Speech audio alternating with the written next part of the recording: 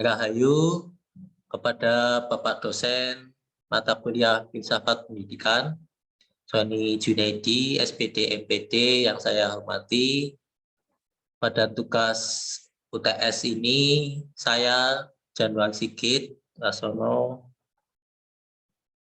mendapat kesempatan mempresentasikan filsafat pendidikan tentang manusia dan alam semesta.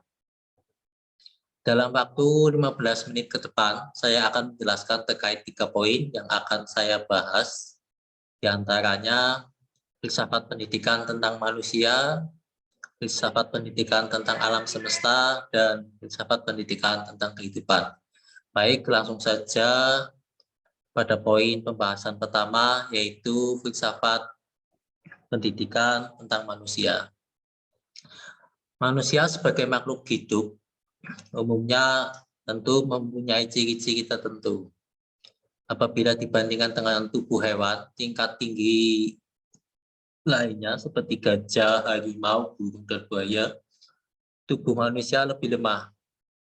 Gajah dapat mengangkat balok yang berat, harimau dapat berjalan cepat, burung dapat terbang, dan buaya dapat berenang cepat. Sekalipun demikian, rohani manusia atau kodrat manusia itu sendiri, yaitu memiliki akal, budi, dan kemauannya sangat kuat. Sehingga dengan akal budi dan kemauannya manusia dapat mengembangkan ilmu pengetahuan dan teknologi. Dengan ilmu pengetahuan yang dimiliki manusia dapat mengangkat berat puluhan ton, berlari dengan mobil lebih cepat, bergerak lebih cepat dengan kapal, terbang dengan pesawat terbang supersonik, dan sebagainya. Kemampuan mengembangkan ilmu pengetahuan dan teknologi, manusia dapat menguasai dan mengungguli makhluk ciptaan Tuhan lainnya. Akal budi dan kemauan kerasnya adalah sifat unik dari manusia. Di samping dapat belajar, manusia juga dapat mengajar generasi penerusnya. Adapun ciri-ciri manusia sebagai makhluk hidup secara umum dapat digambarkan sebagai berikut, yaitu organ tubuhnya kompleks dan sangat khusus, terutama otaknya. Kemudian mengadakan metabolisme atau penyusunan dan pembongkaran zat, yaitu zat yang masuk dan keluar.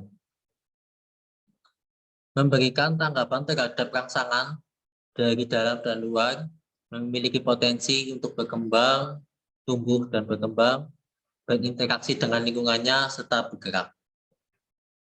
Rasa ingin tahu dan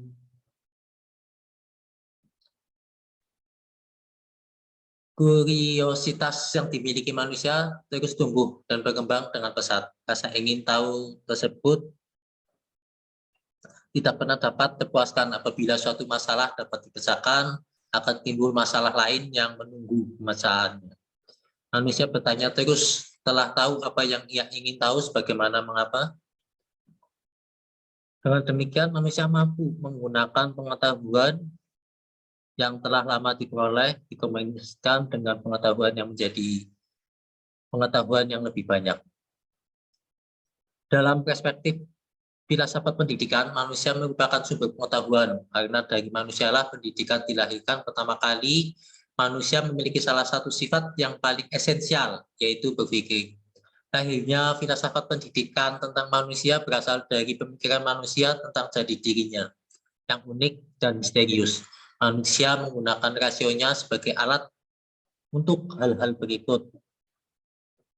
Manusia menemukan kebenaran dalam pendidikan, merasionalisasi segala sesuatu.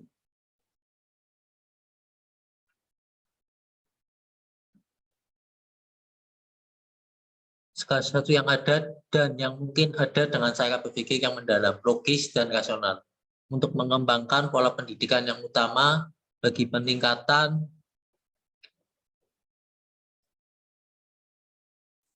akhlak manusia pada Tuhan Yang Maha Esa.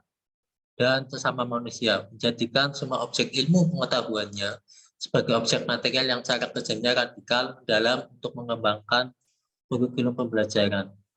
Kemudian kebenaran yang bersifat observatif dan empiris sebagai langkah awal menuju pencarian kebenaran yang hakiki. Dengan demikian, pendidikan dikembangkan dengan paradigma bermasa depan. Nah, dalam perspektif filsafat pendidikan terkait dengan mempelajari jati diri manusia dalam perspektif filsafat pendidikan ini, manusia sangat penting karena alasannya semua manusia tercipta dalam keadaan tidak memiliki ilmu pengetahuan. Manusia bagian dari alam, manusia terlahir dalam keadaan fitrah, diciptakan dengan fitrahnya. Manusia diwajibkan mencari ilmu sebagai ilmu berasal dari Tuhan pencipta manusia. Manusia belajar dan mengamati jiwa manusia merupakan metode mengasakarai Tuhan. Kemudian manusia berasal dari Tuhan, oleh karena itu manusia diciptakan sebagai pelajaran bagi manusia sendiri, tanpa mengenal batas dan keyakinan. Nah, kelima alasan tersebut merupakan titik tolak dan prinsip lahirnya filsafat pendidikan tentang manusia, sehingga manusia tidak berhenti mengembangkan pendidikan baik secara teoritis maupun secara praktis. Sebagai hasilnya, pendidikan semakin berkembang dan jati diri manusia semakin diketahui eksistensinya. Adapun fungsi filsafat pendidikan tentang manusia yaitu meningkatkan pola hidup manusia di muka bumi, meningkatkan kebudayaan masyarakat dalam merekayasa dan mengeksploitasi alam, meningkatkan kemandirian manusia dalam bertahan hidup, memelihara kelangsungan reproduksi, mewaspadai gejala alam yang akan menimbulkan petaka bagi manusia, memelihara dirinya dari berbagai ancaman penyakit, dan beradaptasi dengan kondisi alam yang berubah-ubah. Tujuan dari filsafat pendidikan tentang manusia juga meningkatkan harkat dan martabat manusia dari segi pendidikan, fungsi ekonomi, politik, agama, sosial, dan budaya. Dan juga sebagai sarana manusia melakukan pengabdian diri kepada Tuhan. Filsafat pendidikan tentang manusia wajib dipelajari agar manusia memiliki kapabilitas yang ilmiah dalam membaca gejala kemanusiaan. Filsafat pendidikan tentang manusia juga menjelaskan manusia yang dilihat dari ciri-ciri umumnya yang normatif. Fungsi alam dasar bagi manusia adalah fungsi ilmiah yang sifatnya umum, yaitu pengetahuan tentang kejiwaannya yang perlu diketahui oleh seluruh manusia. Misalnya pengetahuan juga tentang kebutuhan biologis manusia.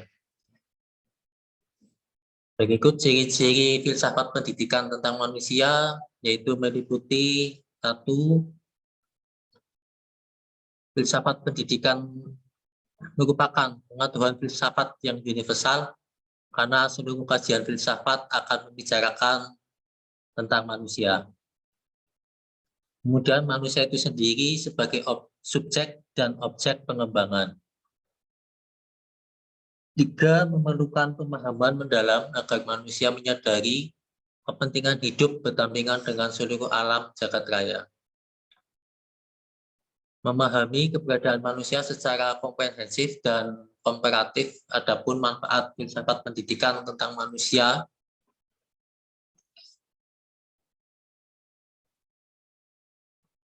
adalah memberi manusia modern semakin mengerti manfaat filsafat pendidikan manusia itu sendiri. Dan mereka meneliti untuk kepentingan kehidupan yang lebih baik.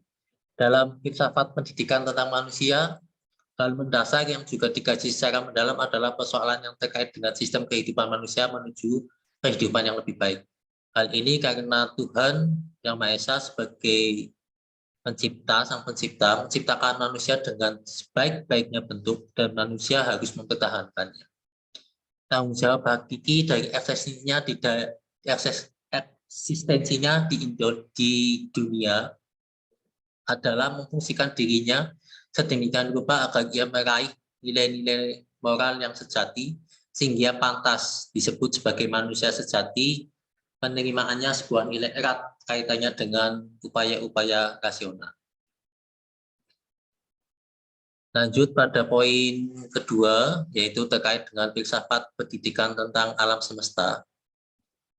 Bahwa lahirnya filsafat pendidikan alam semesta tentu berhubungan erat dengan ilmu pengetahuan alam yang dilandasi, di mana yang pertama, sebelum manusia dilahirkan, Tuhan telah menciptakan alam semesta dengan segala isinya. Manusia juga adalah bagian dari alam semesta ini. Manusia diberi akal untuk mengeksploitasi alam. Manusia memiliki nafsu untuk mengetahui semua yang dilihat dan dirasakannya. Manusia tidak merasa puas dengan yang telah diperolehnya. Manusia juga memiliki fleksibilitas dengan kehidupan alam. Manusia berusaha menaklukkan alam dengan mempelajari berbagai gejala alamiah. Ilmu pengetahuan manusia semakin bertambah karena perubahan alam.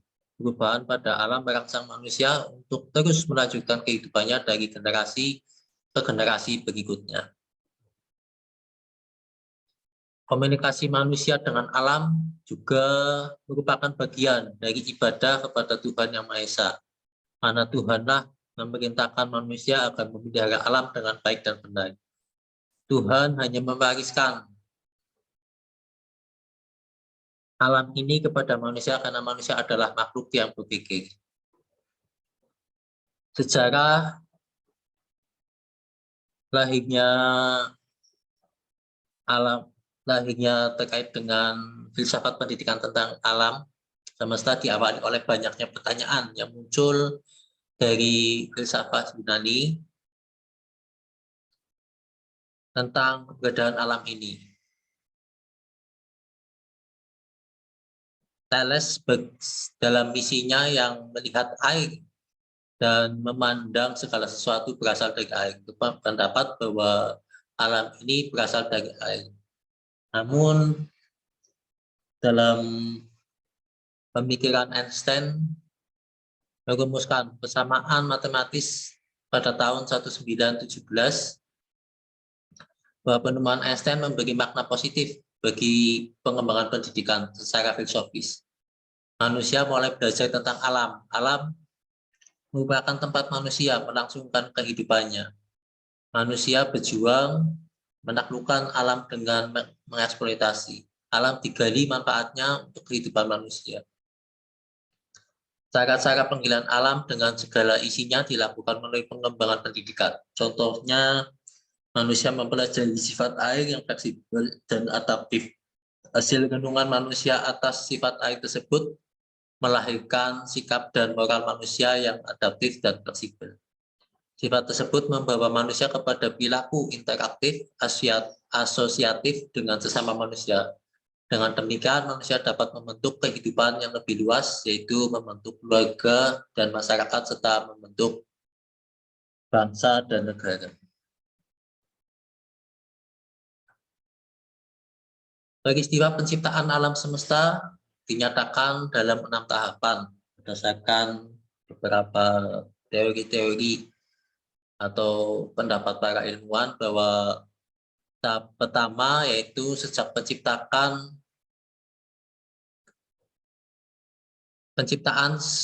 sampai suhu kosmos turun menjadi 100 juta derajat. Dalam tahap ini seluruh kosmos yang terdiri atas ruang, materi, dan radiasi telah ditentukan interaksinya, sifat serta kelakuannya. Pada waktu itu segala macam interaksi antara materi dan radiasi sama kuatnya, yang menurut pengamatan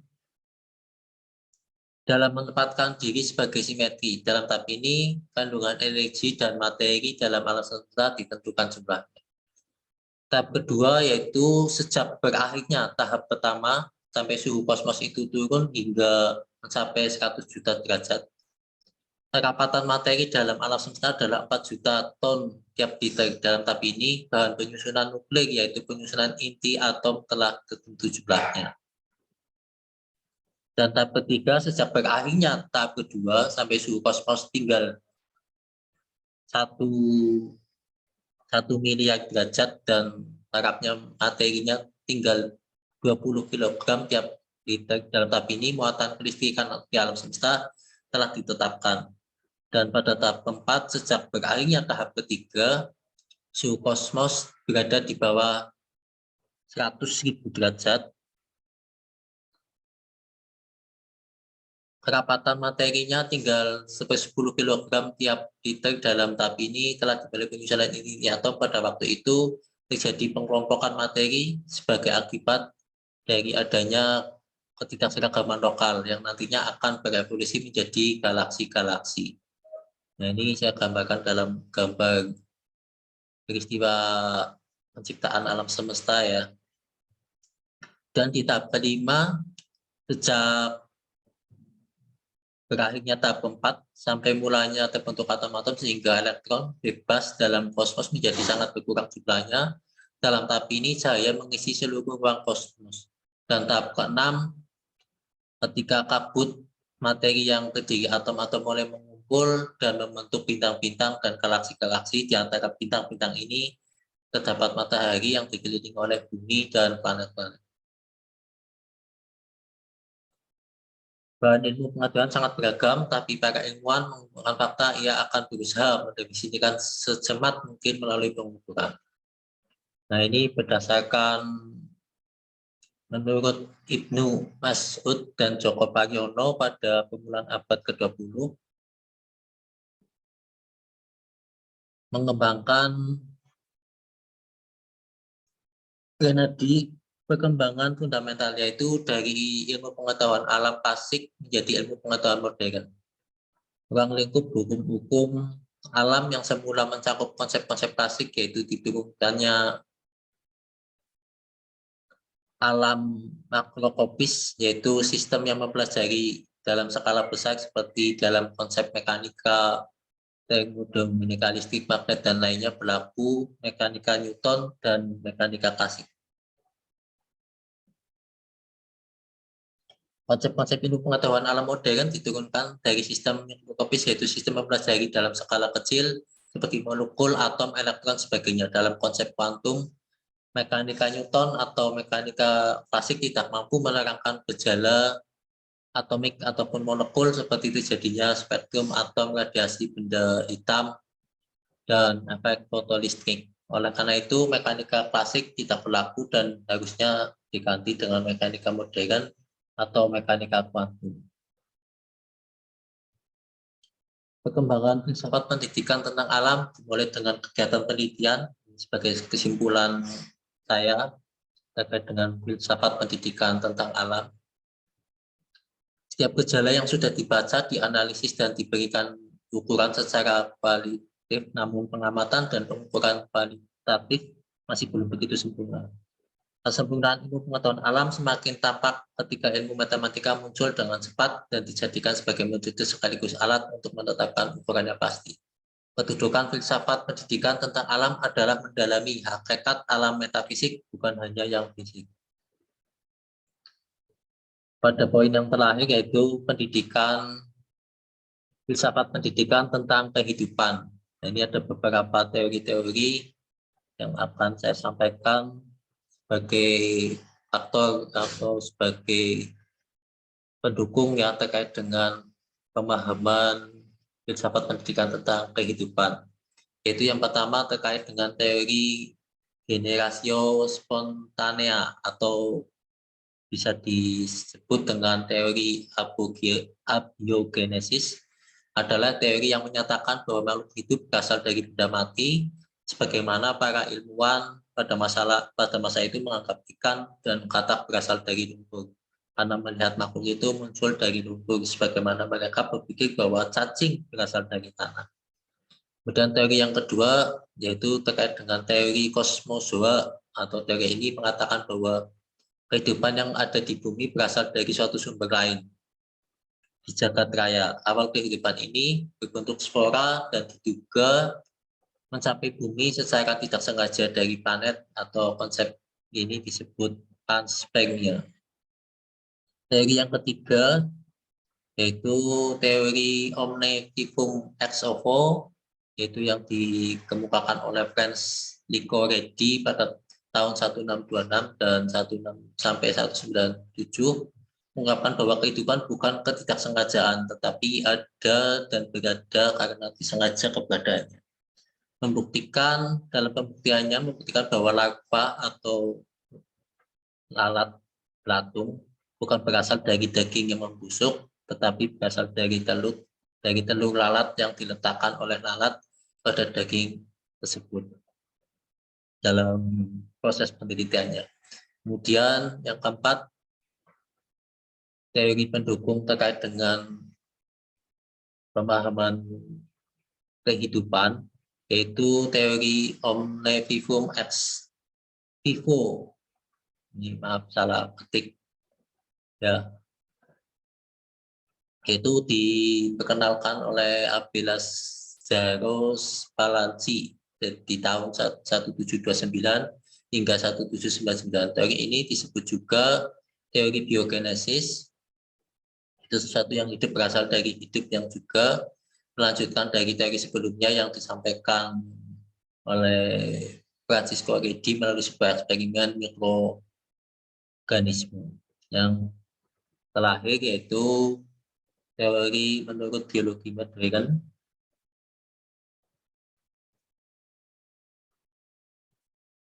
yaitu ada beberapa tokoh-tokoh yang menyampaikan, salah satunya itu berdasarkan dari teori urai, atau yaitu teori yang dikemukakan oleh seorang ahli kimia dari Amerika Serikat di tahun 1893 Masehi. Urai berpendapat bahwa atmosfer bumi adalah awal mulanya kaya akan gas-gas meta, amoniak, hidrogen, dan air. Zat tersebut merupakan unsur-unsur penting yang terdapat dalam tubuh makhluk hidup, diduga karena adanya energi dari aliran listrik, halilintar, dan radiasi sinar kosmos. Unsur-unsur tersebut mengadakan reaksi kimia membentuk zat hidup. Zat hidup yang mula-mula terbentuk kira-kira sama dengan keadaan virus yang dikenali ini, zat tersebut berkembang menjadi berbagai jenis organisme. Kemudian disampaikan juga dalam teori menurut biologi modern oleh tokoh Oparin Haldane, yaitu teori yang dikenalkan oleh Oparin, seorang ahli biologi berkebangsaan Rusia pada tahun 1924 Masehi. Teori ini diterbitkan secara menyeluruh pada tahun 1936 dalam berbagai bahasa. Ahli biologi ini secara terpisah juga mempunyai pendapat serupa dengan tadi ya, Oparin Haldane. Bagaimana rangkuman dari pendapat tersebut secara singkat adalah bahwa zat hidup terbentuk dari senyawa kimiawi dalam laut pada saat atmosfer bumi belum mengandung oksigen bebas. Senyawa organik ini antara lain adalah asam amino yang sederhana dan senyawa-senyawa golongan gula. Kemudian terbentuk pula senyawa-senyawa polipeptidia, asam-asam, dan polisakaradia. Semua itu dapat terbentuk berkat bantuan sinar ultraviolet atau kilatan listrik, petir panas, dan sinar radiasi. Nah, jasad hidup pertama disebut protobon, diperkirakan hidup di dalam laut kira-kira 5-10 meter di bawah permukaan laut. Karena tempat itulah mereka berlindung dari sinar ultraviolet. Demikian presentasi yang dapat saya sampaikan dalam pemaparan filsafat pendidikan manusia dan alam semesta sebagai pembunuhan tugas UTS mata kuliah filsafat pendidikan. Terima kasih. Rahayu, rahayu, rahayu. Ada icon. Belum.